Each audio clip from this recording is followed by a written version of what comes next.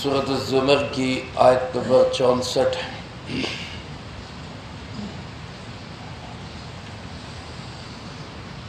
الحمدللہ وکفی وسلام علی عبادہ الذین اصطفی، خصوصا علی سید الرسل وخاتم الانبیاء وعلى آلہ واصحابہ الاتقیاء۔ اما بعد فاعوذ باللہ من الشیطان الرجیم، بسم اللہ الرحمن الرحیم۔ قل افغیر اللہ تأمرونی اعبد ایہا الجاہلون، وَلَقَدْ أُوحِيَ إِلَيْكَ وَإِلَى الَّذِينَ مِن قَبْلِكَ لَئِنْ أَشْرَكْتَ لَيَحْبَطَنَّ عَمَلُكَ وَلَتَكُونَنَّ مِنَ الْخَاسِرِينَ بَلِ اللَّهَ فَاعْبُدْ وَكُن مِّنَ الشَّاكِرِينَ۔ وَمَا قَدَرُوا اللَّهَ حَقَّ قَدْرِهِ وَالْأَرْضُ جَمِيعًا قَبْضَتُهُ يَوْمَ الْقِيَامَةِ وَالسَّمَاوَاتُ مَطْوِيَّاتٌ بِيَمِينِهِ سُبْحَانَهُ وَتَعَالَى عَمَّا يُشْرِكُونَ۔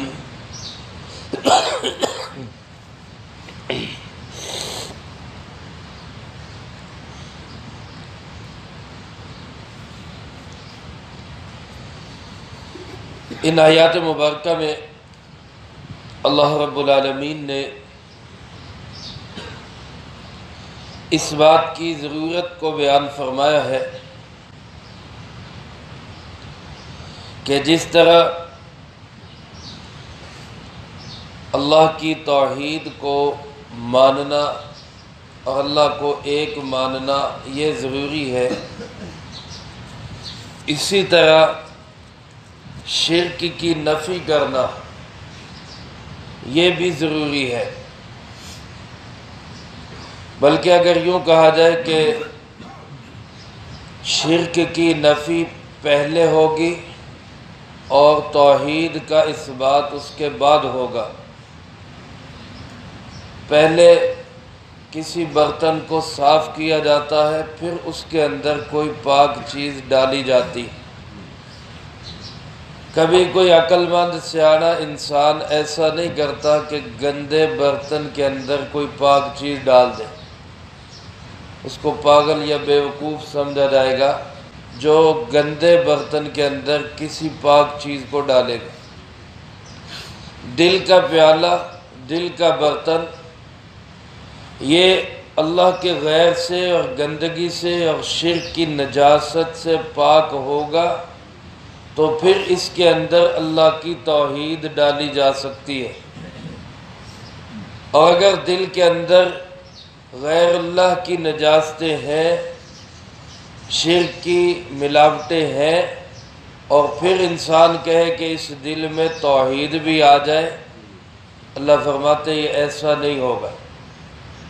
اس کے لیے اللہ پاک نے اپنے محبوب جناب محمد کریم خاتم النبیین صلی اللہ علیہ وآلہ وسلم کو مخاطب کیا، فرمایا قل، آپ فرما دیجئے اے پاک پیغمبر صلی اللہ علیہ وسلم، آپ فرما دیجئے افغیر اللہ تأمرونی اعبد ایہا الجاہلون، کیا تم مجھے حکم دیتے ہو کہ میں اللہ کے غیر کی عبادت کروں اور جاہلوں؟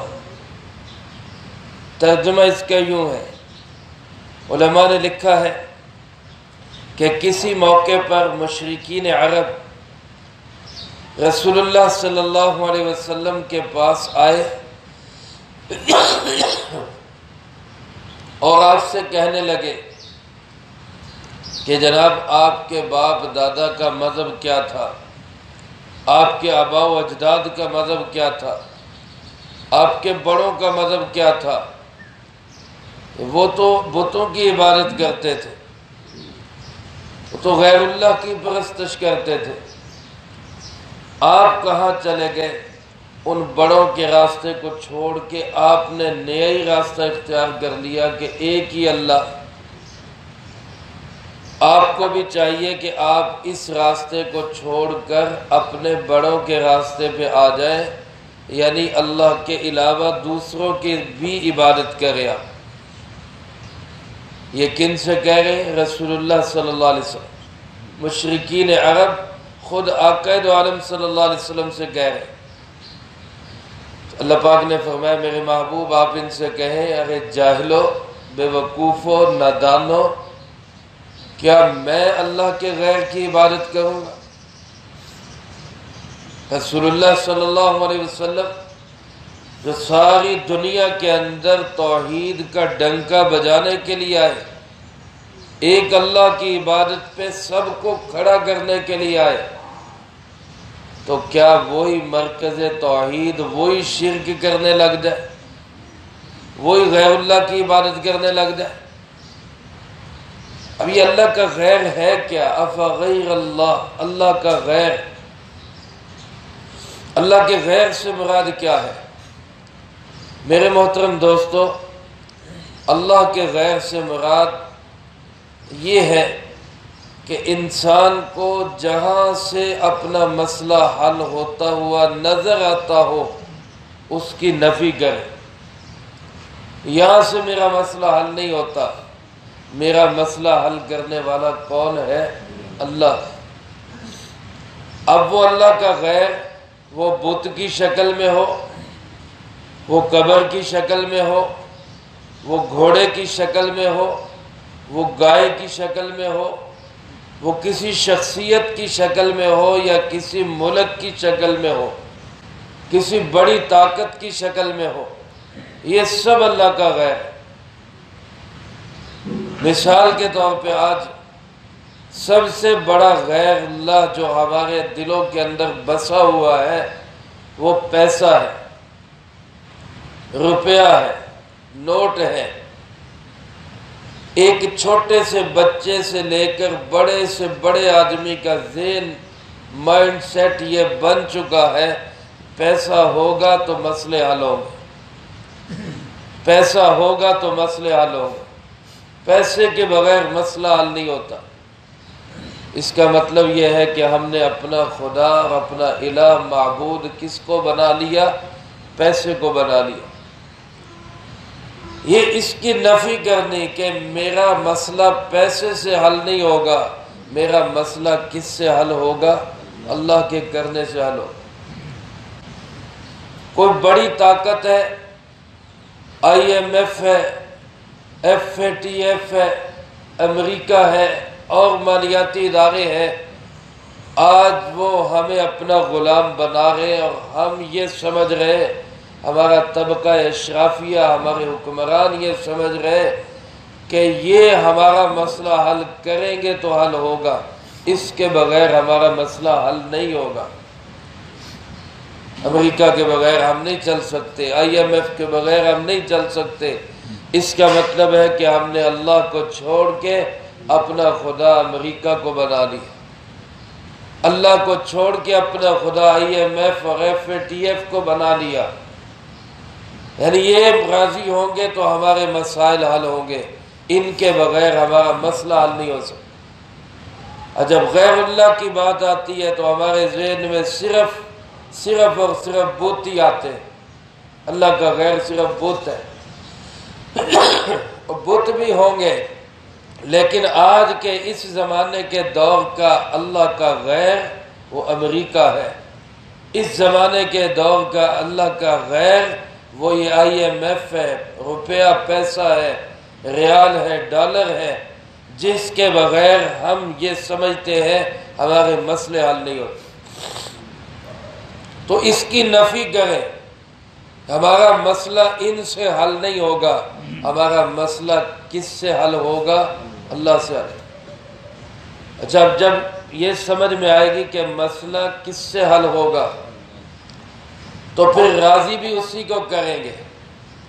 ایک بندہ یہ سمجھتا ہے کہ میرا مسئلہ صرف اللہ حل کرے گا، تو پھر ہم راضی بھی کس کو کریں گے؟ اللہ ہی کو کریں گے، اسی کے حکموں کو دیکھیں گے۔ جن چیزوں کا اس نے کہا وہ کریں گے، جس سے اس نے روکا اس سے رکیں گے، پھر عبادت صرف اللہ کی ہوگی۔ لیکن جب یہ ذہن میں یہ ہوگا کہ بھائی امریکہ راضی ہوگا تو مسئلے حل ہوں گے، تو پھر حکم بھی کس کے مانیں گے؟ امریکہ کے ہی مانیں گے، IMF کے ہی مانیں گے، پھر پابندیاں بھی انہی کی قبول کریں گے۔ وہ کہیں گے یہ کرنا ہے وہ کریں گے، وہ کہیں گے یہ نہیں کرنا وہ نہیں کریں گے، تو پھر عبادت تو ان کی ہوگی، اللہ کی تو نہیں ہوگی۔ اس لیے اللہ پاک نے محبوب کبریا جناب محمد مصطفیٰ صلی اللہ علیہ وسلم کے ذریعے ہمیں جو ذہنیت اور جو فکری آزادی عطا کی ہے وہ یہ عطا کی ہے کہ دنیا کے کسی نقشے سے کچھ نہیں ہوتا، سب کچھ کس کے کرنے سے ہوتا ہے؟ اللہ کا۔ یہی بات ہمارے جماعت میں جب ہم جاتے ہیں، تبلیغ میں جاتے ہیں، تو یہی چیز ہمیں سکھائی جاتی ہے، اللہ سے سب کچھ ہونے کا یقین اور اللہ کے حکم کے بغیر کسی سے کچھ نہ ہونے کا یقین، یہ ہمارے دلوں کے اندر آ۔ اور جب تک میرے محترم دوستو یہ یقین پختہ نہیں ہوگا، ہم کسی بھی طرح اللہ کی عبادت نہیں کر سکے، کہیں نہ کہیں رکاوٹ آ جائے گی، کہیں نہ کہیں کوئی مسئلہ پیش آ جائے گا۔ اس لیے فرمایا لوگوں، نادانو، جاہلو، بے وقوفو، کیا تم مجھے کہتے ہو کہ میں اللہ کے غیر کی عبادت کروں؟ افغیر اللہ تأمرونی اعبد ایھا الجاہلون، اے نادانو بے وقوفو، میں اللہ کے غیر کی عبادت کروں؟ اللہ پاک نے فرمایا میرے محبوب آپ ان کو کہے وَلَقَدْ أُوحِيَ إِلَيْكَ، حقیقت یہ ہے کہ آپ کی طرف تو یہ پیغام بھیجا گیا، آپ کو تو یہ وحی بھیجی گئی، اور صرف آپ کو ہی نہیں، وَإِلَى الَّذِينَ مِن قَبْلِكَ، جو آپ سے پہلے آئے ان کی طرف بھی یہی پیغام بھیجا گیا۔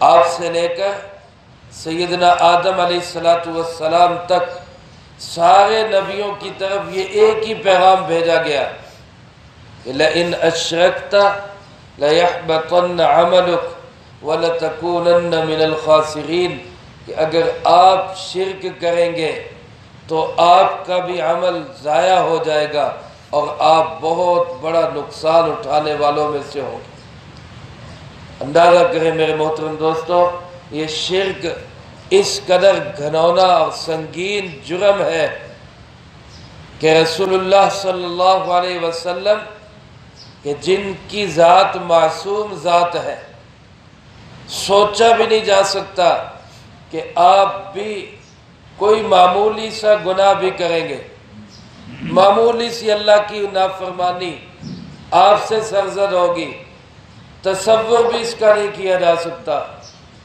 لیکن جو سب سے بڑا گناہ، سب سے بڑا جرم اور ظلم ہے شرک، فرمایا میرے محبوب اگر کبھی آپ سے بھی یہ ہو گیا تو آپ کے بھی سارے اعمال ضائع ہو جائیں، سارے اعمال برباد ہو جائیں گے، وَلَتَكُونَنَّ مِنَ الْخَاسِرِينَ، اور آپ سخت نقصان اٹھانے والوں میں سے بنیں گے۔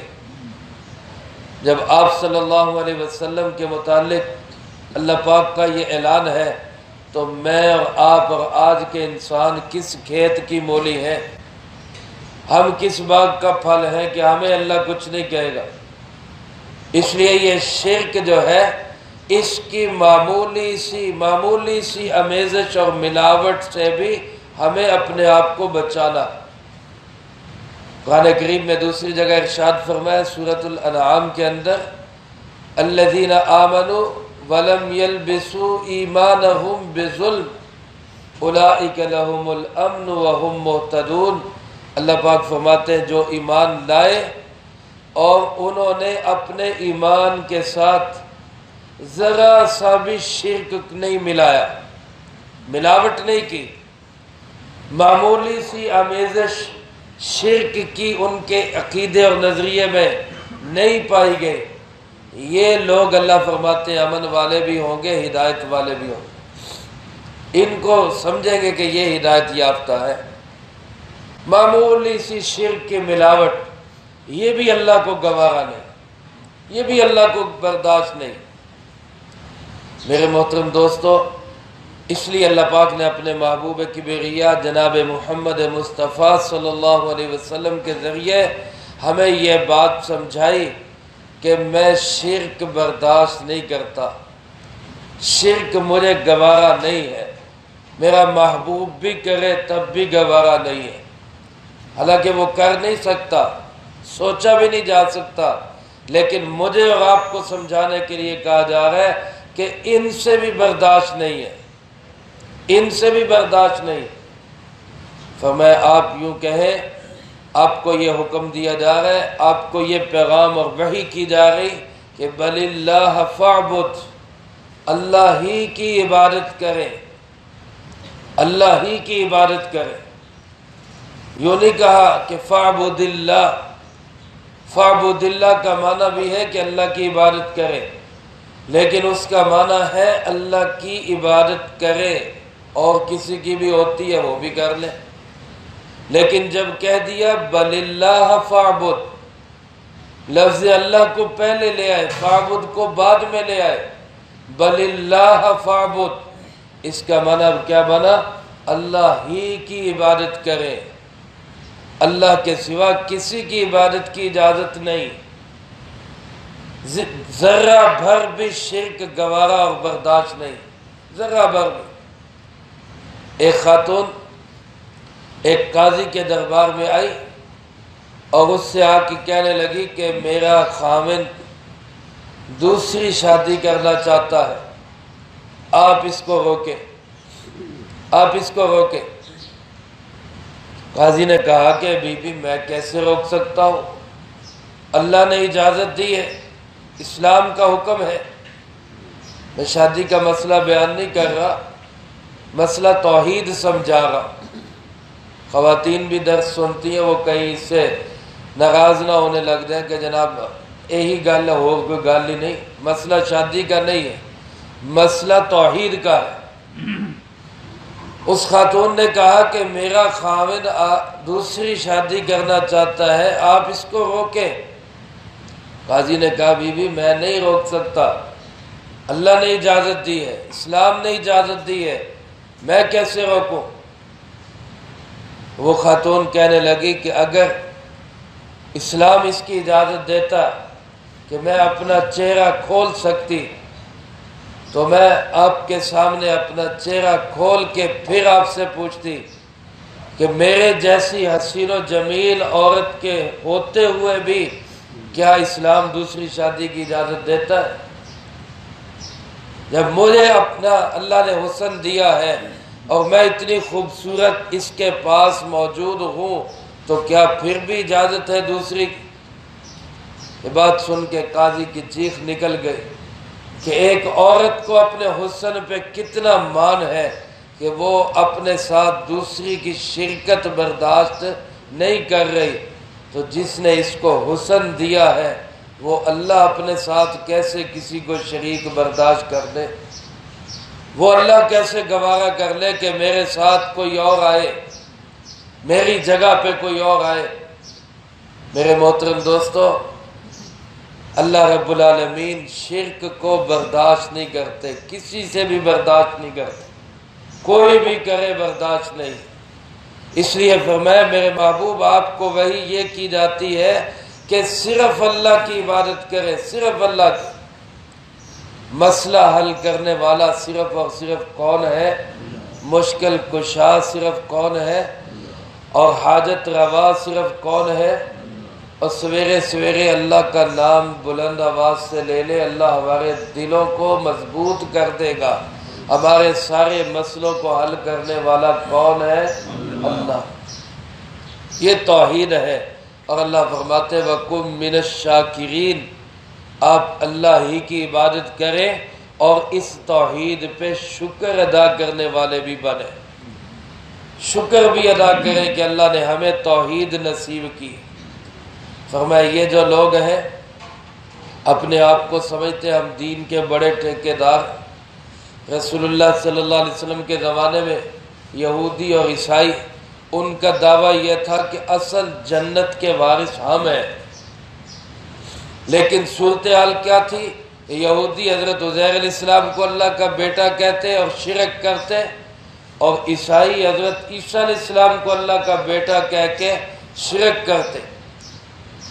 میرے محترم دوستو، آج کچھ لوگ جنت کے وارث بنے ہوئے اور کوئی رسول اللہ صلی اللہ علیہ وسلم کو اللہ کا شریک بنا رہے، کوئی اہل بیت کو اللہ کا شریک بنا رہے، کوئی اوروں کو اللہ کا ساجی اور شریک بنا رہے، اور پھر جنت کے وارث بنے ہوئے۔ اللہ پاک فرماتے ہیں ما قدر اللہ حق قدری، حقیقت یہ ہے کہ انہوں نے اللہ کی قدر کی نہیں، انہوں نے اللہ کو پہچانا ہی نہیں۔ جیسے اللہ کی قدر کرنے کا حق تھا، انہوں نے ویسے اللہ کی قدر کی نہیں۔ اللہ کی سب سے بڑی قدر اور عزت اور مقام اور شان یہ ہے کہ ہم اللہ کو صرف ایک سمجھے، بس اللہ ایک ہے، اس کا کوئی ساجی اور شریک نہیں، کوئی نبی، کوئی ولی، کوئی غوث، کوئی کتب، کوئی ابدال، کوئی امام الانبیاء، کوئی فرشتہ، کوئی جن اللہ کا ساجی اور شریک۔ سارے زور سے بولو، اللہ کا کوئی ساجی اور شریک نہیں ہے۔ یہ اللہ کی قدر ہے، یہ اللہ کی عزت ہے، یہ اللہ کا مقام ہے۔ اور اگر اسلام کا نام بھی لے رہے ہیں اور اللہ کے اختیارات بھی ادھر ادھر بانٹ رہے ہیں، یہ بھی کر سکتا ہے، وہ بھی کر سکتا ہے، اللہ فرماتے میری قدر نہیں کی انہوں نے، یہودیوں نے میری قدر نہیں کی، عیسائیوں نے میری قدر نہیں کی، مسلمانوں تم خیال کرنا میری توحید اور میری عزت کی خیال رکھنا۔ فرمایا والارض جمیعا قبضتہ یوم القیامہ، جب قیامت کا دن ہوگا تو سارے کی ساری زمین اللہ کے قبضے کے اندر ہوگی۔ والسماوات مطویات بیمینی، اور آسمان سب لپٹے ہوئے ہوں گے اللہ کے دائیں ہاتھ کے اندر، اللہ کے ہاتھوں میں ہوگا۔ روایات میں آتا ہے کسی یہودی نے آ کے رسول اللہ صلی اللہ علیہ وسلم سے سوال کیا کہ ہماری کتابوں میں لکھا ہے کہ آسمان اللہ کی ایک انگلی پہ ہے، زمین اللہ کی ایک انگلی پہ ہے، اور سورج چاند ستارے اللہ کی ایک انگلی پہ ہیں، لوگ اللہ کی ایک انگلی پہ ہیں، شجر و حجر اللہ کی ایک انگلی پہ ہیں۔ آپ اس کے متعلق کیا کہتے ہیں؟ آپ کیا فرماتے ہیں اس کے متعلق؟ رسول اللہ صلی اللہ علیہ وسلم اس کی بات سن کر تصدیق کرتے ہوئے ہنس پڑے، تصدیق کرتے ہوئے، اور یہی آیت مبارکہ تلاوت فرمائی اور نازل ہوئی کہ سارے کے سارا کس کی مٹھی کے اندر ہے؟ اللہ کی مٹھی میں۔ میرے محترم دوستو، بعض حضرات فرماتے کہ اس کا حقیقی معنی مراد ہے۔ حقیقی معنی کا مطلب یہ کہ واقعتاً یہ سب کچھ اللہ کی مٹھی کے اندر ہے، اور کیسے ہے اس کیفیت کو ہم نہیں جانتے، نہ ہم جان سکتے ہیں، نہ ہمیں جاننا چاہیے۔ اللہ کا ہاتھ ہے، کیسا ہے، اس کے جاننے کی ضرورت نہیں۔ اللہ کا دایاں ہے یا بایاں ہے، اس بحث میں پڑھنے کی ضرورت نہیں۔ بس اتنی بات قرآن نے بتائی کہ سب اللہ کے ہاتھ میں ہے، ہم اسی پہ ایمان و یقین رکھیں کہ سب کچھ کس کے ہاتھ میں ہے؟ اللہ کے ہاتھ۔ اس سے زیادہ بحث کرنے کی، جاننے کی، کھود گرید کرنے کی ہمیں ضرورت ہی نہیں۔ اور بعض حضرات یہ فرماتے ہیں کہ اس کا حقیقی معنی مراد نہیں بلکہ مجازی معنی مراد، یعنی مفہوم مراد ہے۔ اور مفہوم کیا ہے؟ کہ ساری کی ساری کائنات کے اوپر اختیار صرف کس کا ہے؟ اللہ رب العالمین۔ جیسے کوئی بندہ کہتا ہے نا فلانا بندہ تو میری مٹھ ہے، کسی سے کام نکلوانا ہو نا، کسی کے پاس جائے، بھائی یار یہ ایم این اے، یہ ایم پی اے، یہ افسر، وہ کیا کہتا ہو؟ چھاڑو تو میری مٹھ دے ویچ ہے، اس کی پرواہ نہ کرو۔ میں اب کیا مطلب ہوتا ہے؟ یہ مطلب نہیں کہ بندہ واقعی مٹھ کے اندر ہے، مطلب کیا ہے کہ میں اس کو جو کہوں گا وہ کرے گا، میرا اختیار چلتا ہے۔ یہاں بھی مراد مٹھی میں ہونا یا ہاتھ میں ہونا نہیں، بلکہ مقصد کیا ہے کہ ہر چیز پہ اختیار صرف کس کا ہے؟ اللہ رب العالمین۔ مختار کل صرف اور صرف کون؟ اللہ رب العالمین۔ فرمائے سبحانہ، وہ اللہ پاک ہے، وہ اللہ پاک ہے۔ کس چیز سے پاک ہے؟ ہر عیب، ہر نقص، ہر کمی اور کجی سے پاک ہے۔ جب سبحان اللہ کہتے ہیں نا، سبحان اللہ، ایک دفعہ سارے مل کے کہیں سبحان اللہ۔ گزشتہ درس میں گزرا نا آسمان و زمین کی چابیاں، علماء نے لکھا آسمان و زمین کی چابیاں سبحان اللہ، الحمدللہ، لا الہ الا اللہ، اللہ اکبر، یہ کلمات ہیں آسمان و زمین کی چابی۔ یہ اللہ کا ذکر ہے جس سے جنت کے اندر پھل پھول پودے اور باغات لگتے۔ تو جب سبحان اللہ کہیں تو دل میں یہ تصور ہونا چاہیے کہ اللہ ہر عیب، ہر نقص، ہر کمی اور کجی سے پاک ہے۔ یہ سبحان اللہ، وہ نیند سے پاک ہے، وہ اونگنے سے پاک ہے، وہ بھوک سے پاک ہے، وہ بیماری سے پاک ہے، وہ اولاد سے پاک ہے، وہ کسی بھی قسم کے عیب، نقص اور کمزوری سے پاک ہے۔ وہ ہے سبحان اللہ، یہ اللہ کی ذات ہے۔ سبحانہ، ہر عیب، نقص اور کمی اور کجی سے پاک ذات ہے۔ وَتَعَالَى عَمَّا يُشْرِكُونَ، جن جن چیزوں کو یہ اللہ کا شریک بناتے ہیں، اللہ فرماتے ہیں وہ اللہ اس سے بہت بلند ہے، میں اللہ اس سے بہت اونچا ہوں، تو بہت نیچے رہ جاتے۔ اللہ کے سامنے سب بوڑے ہیں، کوئی حقیقت، کوئی حیثیت نہیں۔ اللہ بہت بلند ہے، وَتَعَالَى، تعالی بہت اونچا ہے۔ امریکہ بھی نیچے، پیسہ بھی نیچے، روپیہ بھی نیچے، ڈالر بھی نیچے، طاقت والے بھی نیچے، فوج والے بھی نیچے، اللہ ان سے بہت بلند ہے، بہت اونچا ہے۔ اس لیے زندگی بھر کے لیے دل دماغ میں یہ بات بٹھا لو میرے عزیز دوستو، میرے عزیز طلبہ، کہ ہم نے کسی کو اللہ کا ساجی اور شریک نہیں بنانا، اللہ کے ساتھ کسی کو شریک نہیں کرنا، توحید کو دل میں بسانا ہے، اس بات کا عملی اور زبانی اقرار اور اظہار کرنا ہے کہ اللہ ایک ہے، اس کا کوئی ساجی اور شریک نہیں ہے۔ اللہ مجھے آپ کو سب کو اس کی توفیق نصیب فرمائے، جو کہا سنا اس کو زندگی میں لا کے دوسروں تک پہنچانے کی توفیق عطا فرمائے۔ اللہم انت السلام و منک السلام، تبارکت ربنا و تعالیت یا ذی الجلال والاکرام۔